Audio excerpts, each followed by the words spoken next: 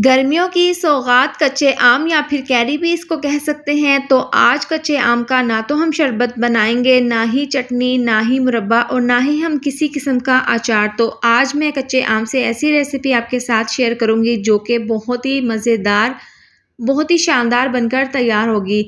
तो देखिए यहाँ पर कच्चे आम मैंने लिए हैं, ये 1 किलो से ज़्यादा है। सबसे पहले हमने इस तरह से 4 पीसेज़ में इनको कट कर लेना है। इसके अंदर जो गुठली होती है इसको हमने अलहदा कर लेना है।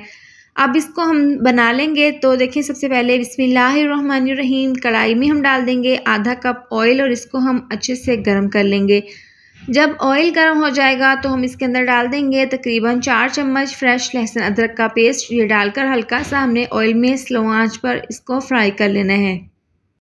जब लहसुन अदरक की ज़बरदस्त सी खुशबू आने लगेगी तो हम इसके अंदर मसाले डाल देंगे। सबसे पहले जायके के हिसाब से आधी चम्मच नमक डाल देंगे, आधी चम्मच कुटी हुई लाल मिर्च अच्छे से फ्लेवर के लिए।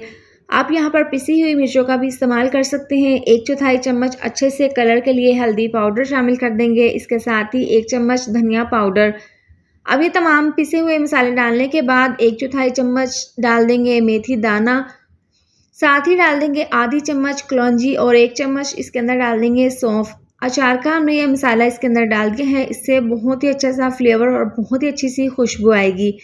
तो इस तरह से ये डालने के बाद इसको हमने अच्छे से मिक्स कर देना है। इस तरह से अच्छे से हमने मसालों को पका लेना है। अब देखिए थोड़ा सा हम इसके अंदर पानी डाल देंगे ताकि मसाले जो हैं वो कढ़ाई के नीचे ना लगें और मसाला जो है वो अच्छे से पक जाए और मसालों का कच्चापन भी दूर हो जाए।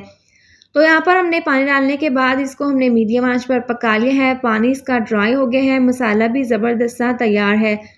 अब इस पॉइंट पर इसके अंदर हम डाल देंगे कैरी जो कि हमने काट कर रखी थी। इस तरह से ये डालने के बाद मसाले में हमने इसको 1 से 2 मिनट के लिए अच्छे से इस तरीके से फ्राई कर लेना है। तो देखिए ज़बरदस्त सा मसाला जो है वो कैरी के साथ अच्छे से मिक्स हो गया है। अब हमने इसको गलाना है, लेकिन इससे पहले हम इसके अंदर डाल देंगे तकरीबन 8 से 10 अदद सब्ज़ मिर्चें दरमियान से कट लगाकर। इससे बहुत ही अच्छी सी खुशबू और फ्लेवर आएगा।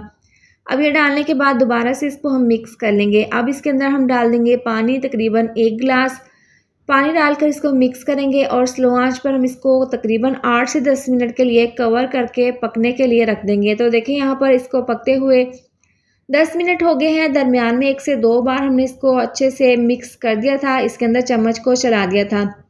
तो यहाँ पर मैं आपको तोड़कर दिखा देती हूँ, ये अच्छे से सॉफ्ट हो चुकी हैं और अच्छे से गल चुकी हैं।